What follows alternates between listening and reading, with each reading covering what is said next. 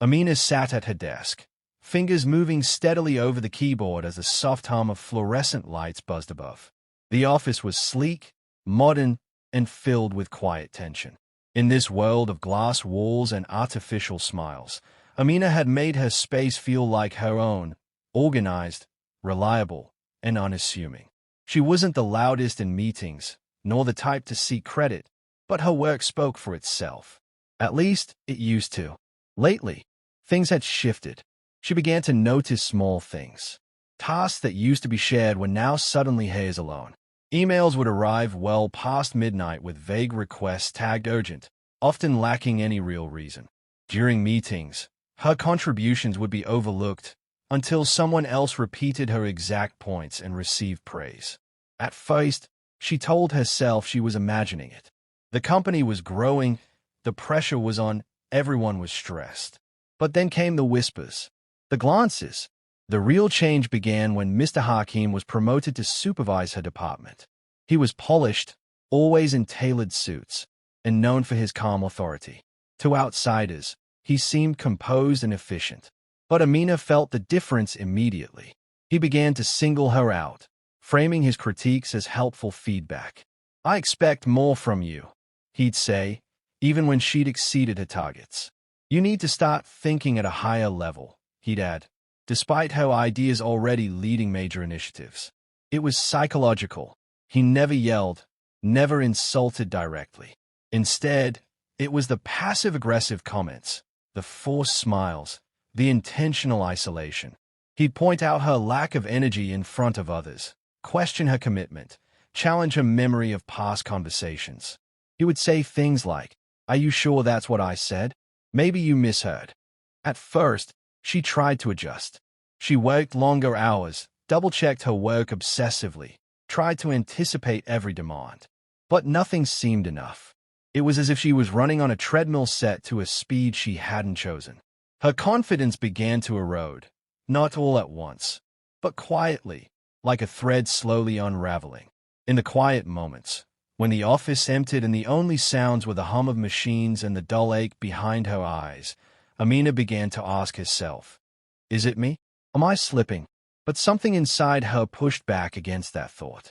A quieter voice, firm, rooted in years of knowing her worth, insisted, "No, this isn't you. Something is wrong."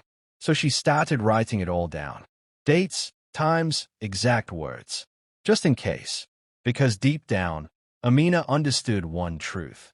In a place like this, silence wasn't safety. It was strategy. Late Friday evening, just as Amina was about to shut down her computer and head home, a soft chime broke the silence. A calendar notification appeared at the corner of her screen. She clicked on it casually at first, expecting a routine meeting request or perhaps an update to a team schedule. But the words on the invite made her pause. Performance review, mandatory. Monday, 7 a.m. Supervisor, Hakeem. Her eyes narrowed. A performance review? At 7 in the morning? There was no warning, no context, no HR representative listed in the invitation. Just her name, Mr. Hakeem's, and that unsettling time. She reread the invitation 3 more times, hoping something had been misread. But the facts didn't change. A slow unease began to crawl through her chest. Reviews, when they happened, were normally scheduled mid-morning or mid-afternoon, never before office hours, and certainly never without at least a week's notice. This was sudden, intentional, and something about the wording, mandatory, felt less like a request and more like a trap. She sat back in her chair, staring at the blinking cursor on her half-finished report. The comfortable rhythm of her workday had been disrupted, just like that. She opened the company messaging app and sent a quick note to her closest colleague, Lottie. "Did you get a review invite too?" A minute later, the reply came. "Nope. 7 a.m.? That's weird. You okay?" Amina hesitated. Her fingers hovered over the keyboard. "Yeah, just weird timing. We'll let you know how it goes." But she wasn't okay. On her way out of the building, she passed coworkers who, moments earlier, had been chatting freely. Now, they went quiet. A few smiled too quickly. Some didn't meet her eyes at all. Her instinct screamed louder than ever. Something was happening. Over the weekend, the anxiety didn't let up. She reread the invites several times. No additional information came. Her attempts to follow up with HR were met with vague replies. Reviews are part of the cycle, and no need to worry, just show up on time. But reviews weren't typically carried out like this, and everyone knew it. She pulled out her work folder and began organizing every relevant document she could find: performance evaluations, client feedback, emails with measurable outcomes. Her record had been clean. Not just clean, impressive. She had led 2 successful project launches in the last quarter alone. But Mr. Hakeem's recent behavior made it clear this wasn't about her performance. It was personal. By Sunday night, sleep was a lost cause. She lay awake in bed, playing through every possible scenario. Would he fire her outright?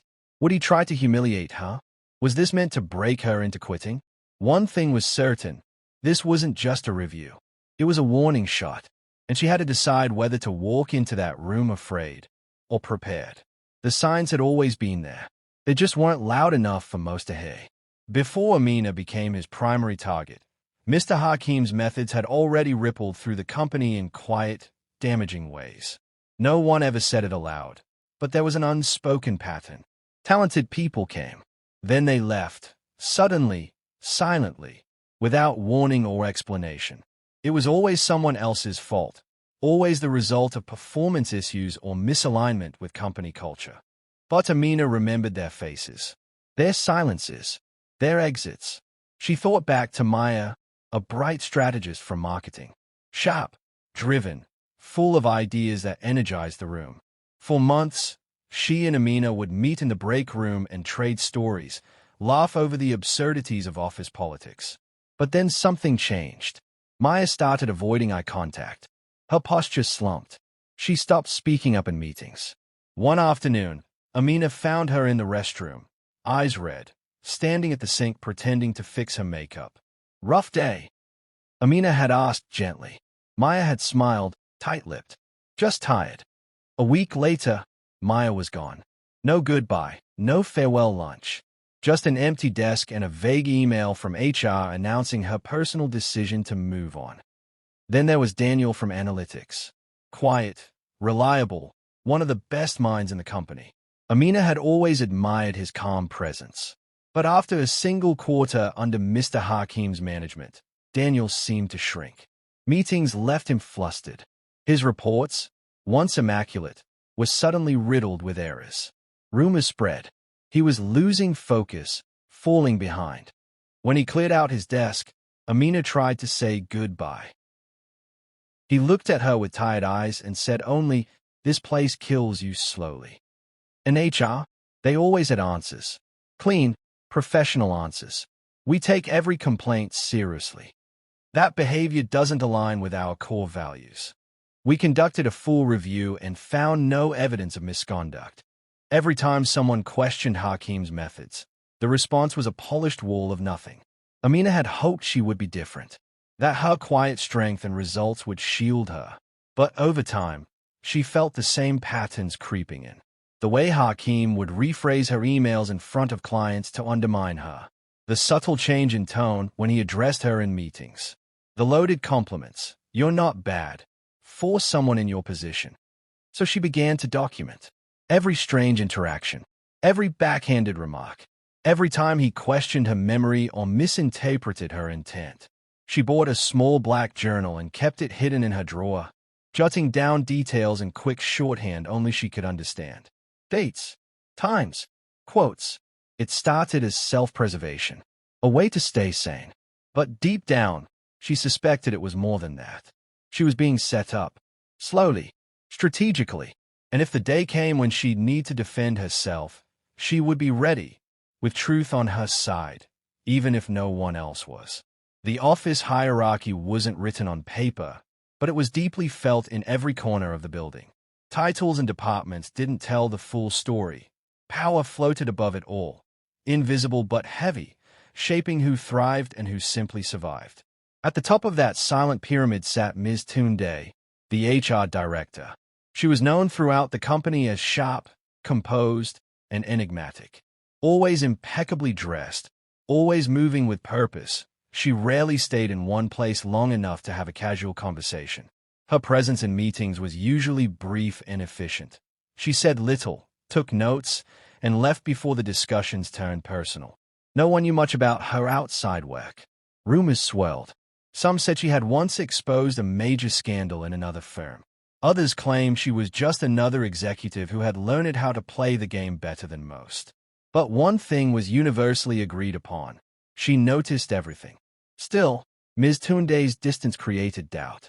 While her silence may have been strategy, to people like Amina, it sometimes felt like indifference.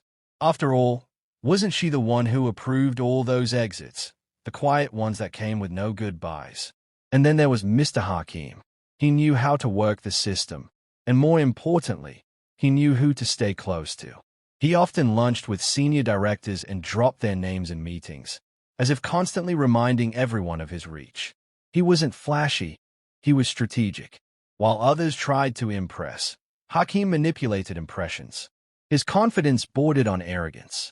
He walked the halls like someone who believed rules didn't apply to him. And why should they? Every time someone raised concerns, the outcome was the same. They were gone, and he remained. That sense of untouchability made him dangerous. For Amina, the contrast couldn't have been starker. She didn't play politics. She didn't know how. Her power had always come from quiet consistency, from staying late without complaint, from letting her work speak for her. But in an office like this, where visibility often meant survival, her silence was mistaken for weakness. Meetings were the worst. While louder personalities dominated conversations, often recycling her ideas as their own, Amina sat with folded hands, taking notes. When she did speak up, Hakeem would interrupt or redirect. "Let's come back to that," he'd say, never coming back. The company celebrated boldness, even if it came in the form of arrogance. Assertiveness was rewarded, volume mistaken for vision. Amina's thoughtfulness, her measured words, her ability to listen before speaking, it all seemed to count for nothing in that culture. Still, she endured, not because she lacked ambition, but because she believed integrity should matter, even when it didn't, even when the system seemed built to crush it. But now, with the 7 a.m. review approaching, and the weight of evidence in her private journal growing, she began to wonder, would the quiet finally speak loud enough to be heard? And would Ms. Tunde, distant yet rumored to care, be listening? The night before the meeting felt like standing at the edge of a storm, still, tense, and heavy with what hadn't yet happened. Amina sat on her living room floor, surrounded by a quiet chaos of printed documents, folders, and open notebooks. Her laptop screen glowed in the dim light, displaying graphs, charts, and client feedback that painted the same picture again and again. She had done everything right. Each review from the past year was positive. Clients had praised her professionalism, creativity, and clarity. Deadlines had been met, exceeded even. Her team members had thanked her for her support and steady leadership. Objectively, she had no reason to worry. But the problem was never the work. It was him. She scrolled through her email archive, highlighting key exchanges. Polite, well-worded acknowledgments from Hakeem in writing. But she knew how different the tone was in person. She remembered the way he would stand too close, lowering his voice to a whisper as if speaking to a child. The words weren't always cruel, but the meaning behind them was. One moment played on repeat in her mind, as if her brain refused to let her forget. "No one will hear you cry when I tell you how worthless you are." He had said it in a tone that could almost be mistaken for friendly, an unreadable smile on his face, one hand resting on her desk. A chilling moment, cloaked in calm. She hadn't responded. She had frozen. Then she'd quietly written it down in her journal that night, just like all the others. Now, she read that sentence over and over in her own handwriting. The page trembled slightly in her hand, though she wasn't sure if it was from anger or fear. Was tomorrow the day he tried to break her? Her mind flipped between two tracks. One voice told her to prepare, to print everything, organize her facts, and walk into that room ready to fight. Another voice whispered darker things. They've already made up their minds. You're walking into a firing. This is how it ends. She closed her eyes and let her head rest against the wall. The clock read 2:17 a.m. If she expected the worst, maybe it wouldn't hurt as much. But another part of her, the part that had survived this long, endured this much, refused to believe that silence was her only option. She wasn't ready to disappear like the others. She wasn't Maya, quietly crying in the bathroom.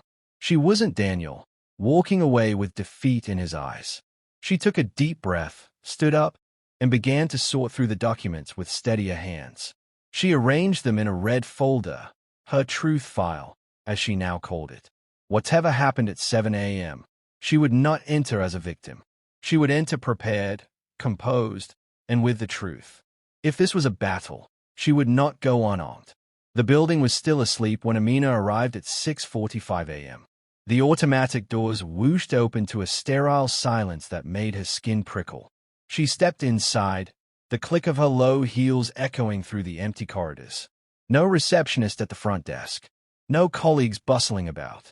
Just a dim, humming quiet that stretched like a held breath. She walked slowly, past familiar glass-walled offices, now ghostly in the early light.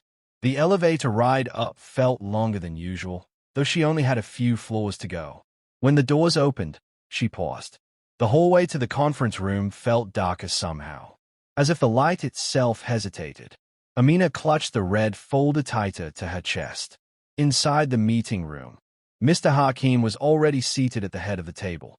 A cup of coffee sat in front of him, untouched, steam rising lazily in the air. He looked up as she entered and gave a smile that didn't reach his eyes. "You're early," he said. "I like to be prepared," Amina replied calmly, taking a seat across from him.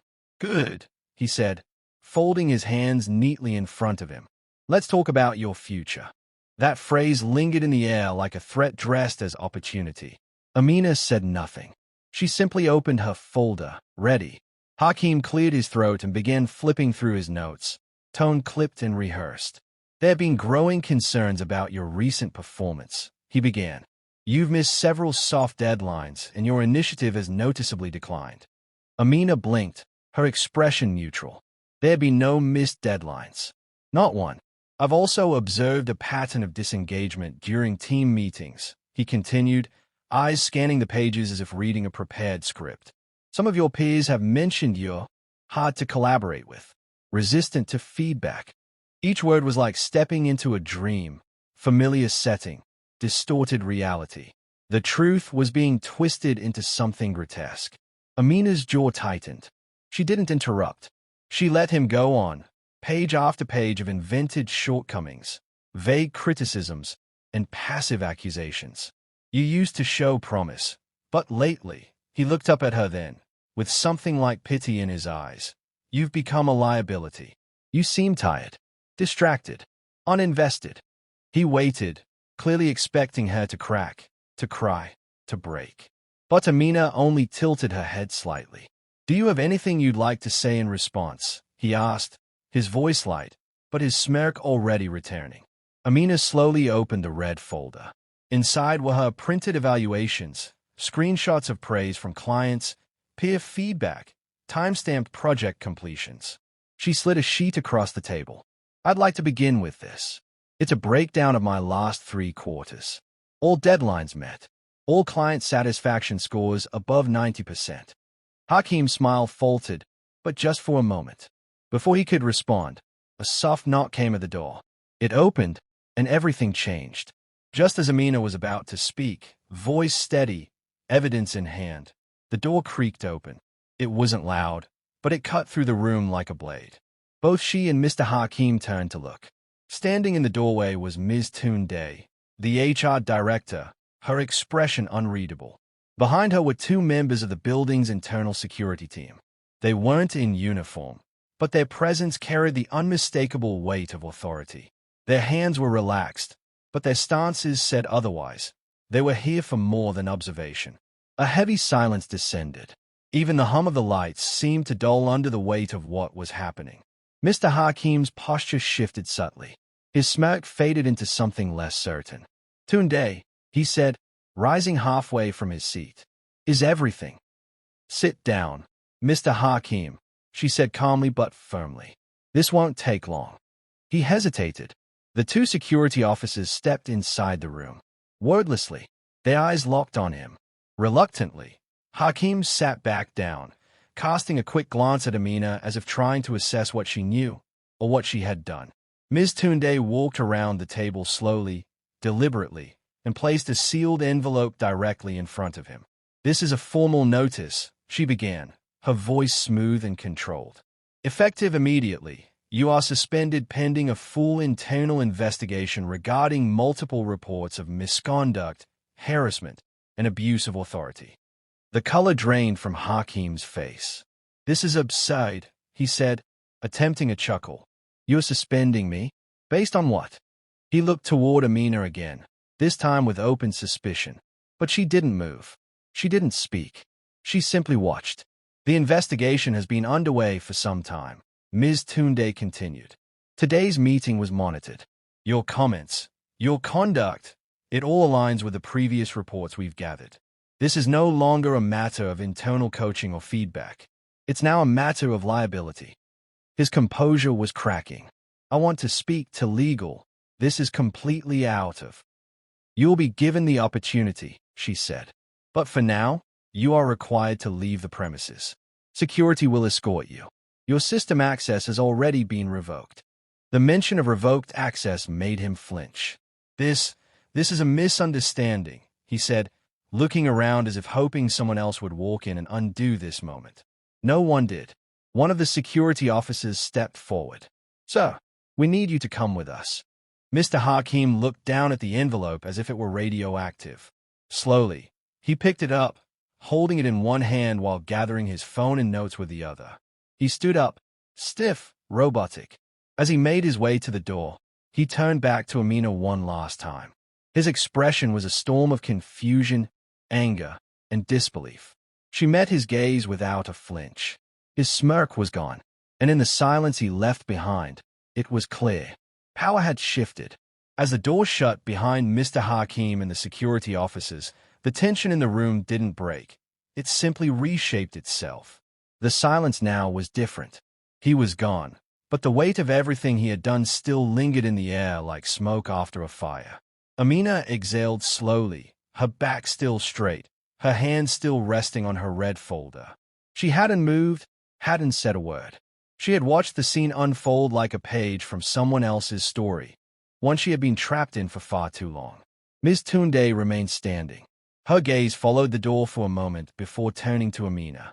You can stay seated, she said gently. Her tone now softened from the steely authority she had used moments earlier. I'd like to speak with you. Amina gave a small nod, unsure of what to expect. Tunde walked around the table and sat across from her, folding her hands neatly on the polished surface. The envelope that had caused such chaos moments ago was gone, carried away with the man it condemned. 4 weeks now, Tunde began. We've been investigating a series of reports regarding Mr. Hakeem's behavior, both toward you and other employees. You weren't the first to experience it, but you were the first to give us everything we needed to act. Amina blinked. I wasn't sure anyone was listening, she said quietly. We were, Tunde replied. But sometimes we need more than suspicion. Your documentation, the dates, the quotes, combined with complaints from others, gave us what we needed to move forward. She paused, studying Amina's face. You've endured far more than you should have. And for that, I'm truly sorry. For a moment, Amina didn't know what to say. Apologies rarely came from people in power. They almost never came with action behind them. His behavior wasn't just toxic, Tunde continued. It was dangerous, to morale, to mental health, and to the integrity of this organization. Today wasn't just about you. It was about making sure no one else is put through that again. She pulled a small notepad from her bag and slid it forward. We'd like to formally include your records in the internal report. If you're willing, we'd also like your help in reviewing the systems that failed to protect you. Amina looked down at the pad, then at her folder. For months, she had carried that red folder like armor. Now, for the first time, she saw it not as a shield, but as a key, one that could unlock something bigger than just her own safety. I'll help, she said softly. If it means no one else has to feel the way I did. Tunde gave a small, genuine smile. Good. We'll begin that work together. Outside the conference room, the office was beginning to stir with morning movement. Phones ringing, footsteps echoing, the city waking up. Inside, the balance had shifted. A predator had fallen. A witness had been heard. And an envelope, plain, white, and full of consequence, had changed everything. By mid-morning, the news had spread like wildfire. It began in hushed tones. Half-finished sentences traded at the coffee machine. Wide-eyed glances passed between colleagues in the hallways. No one said his name outright at first, as though speaking it too loud might undo what had happened. But the truth moved faster than fear. By lunchtime, the whispers had become open conversation. Did you hear? Security walked him out. Suspended. Effective immediately. Hours cracking down. There was a palpable shift in the atmosphere. For once, the tension wasn't rooted in dread. It was something lighter. Hope, maybe. Relief. Some people smiled, cautiously. A few even celebrated quietly, like a victory long overdue. A junior analyst who had once confided in Amina about Hakeem's veiled insults sent her a quick message. I don't know how you did it, but thank you. Amina walked through the office with a strange new presence. Eyes that had once darted away from hers now lingered with respect. Her steps were slow, measured. For the first time, she felt like she was moving through a space that had finally seen her, not just as another quiet worker, but as someone who had stood up and been heard. Later that day, she was called into a private meeting with Ms. Tunde again. The setting was different this time. Warmer. Amina was offered tea. The lights were soft. No tension lingered in the air. I wanted to speak to you alone, Tunde began. Not just as a director, but as someone who's been in your position before. Amina looked up, surprised. Yes, Tunde continued, a quiet strength in her voice. Years ago, at another company, I watched a man like Hakeem destroy a team from the inside out. I didn't have the power to stop it then, but I do now. She leaned forward slightly. You weren't the first target, but you'll be the last. The words landed with weight, not heavy like a burden, but solid like a promise. Tunde went on to offer Amina several things. Access to professional counseling if she needed space to process, mentorship from senior leaders, and most significantly, a position on the new Workplace Ethics and Culture Committee, a group being formed to examine the policies, blind spots, and vulnerabilities that had allowed someone like Hakeem to flourish unchecked for so long. We need people who understand both the system and its failures, Tunde said. You do. Amina didn't answer right away.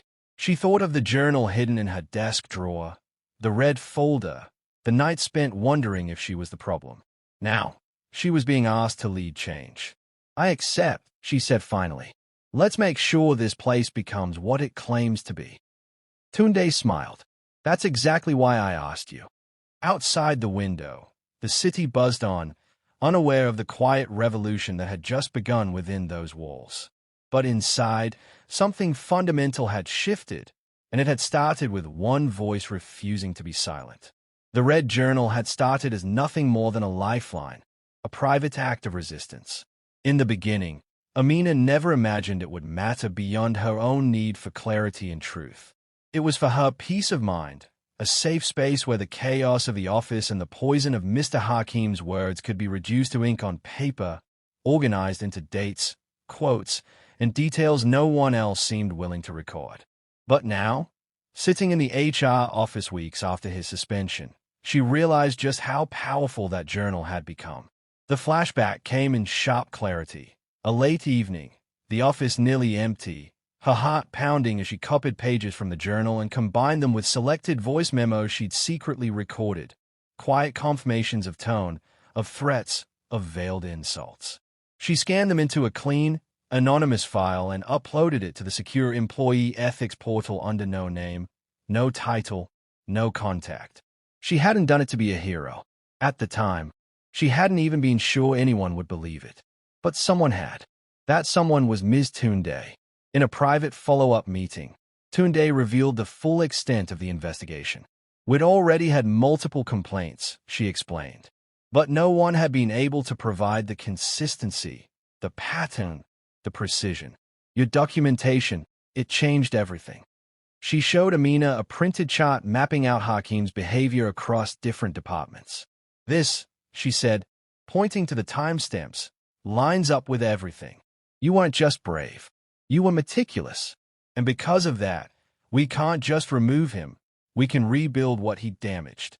Tunde asked Amina for permission to use portions of the journal, names redacted, identifying details blurred, as a core case study in a new corporate training module. It would be called Spotting the Invisible, a case study on power abuse in professional spaces. Managers, executives, and HR staff would be required to complete it. It would live on beyond this moment, shaping how the company understood authority, accountability, and psychological safety. Amina stared at the binder in her hands, which now bore her own words. Her quiet notes, once meant only for herself, now treated as vital policy. She felt a strange mix of pride and disbelief. How could something so small, something scribbled in the back corner of meetings, late at night, after being dismissed again and again, become the blueprint for change? I never thought this would go anywhere, she admitted softly. That's what people like him count on, Tunde replied. That you'll stay quiet. That no one will listen. But you did the opposite. Amina nodded slowly. The journal, once hidden in a drawer, was now part of the company's future. A warning, a guide, and a reminder that the truth has a voice even when spoken in whispers. She hadn't meant to become the story, but in writing it, she had rewritten the rules. Amina took her leave not with the feeling of escape, but with the quiet necessity of healing. After everything, the meetings, the exposure, the long, silent battle finally brought to light, she needed space. Not just physical distance from the office, but emotional room to breathe, to reflect, to feel like herself again. She spent a few weeks away from it all. No email, no backlit spreadsheets, no echoing hallways. She visited family, slept without nightmares, read books that had nothing to do with work or survival. She walked without looking over her shoulder. She remembered the sound of her own laugh. And slowly, her spirit, once folded inward to survive, began to unfold again. When she returned to the office, something had changed. Not just in her, but in the air around her. People greeted her with real warmth. There was no awkward silence, no sidelong glances. If anything, there was something close to reverence. But Amina didn't come back seeking attention. She came back to do the work, and to do it differently this time. She no longer sat quietly in the back of meetings. She spoke with clarity and calm authority. When she raised her voice in disagreement, people listened, not just out of respect, but out of recognition. She had earned the right to be heard. As part of her new role on the Workplace Ethics and Culture Committee, she met with team leads across departments to create safer, more transparent communication systems. She reviewed outdated complaint processes. She sat in on exit interviews, not to question, but to witness. Her presence gave others courage. It began with small moments.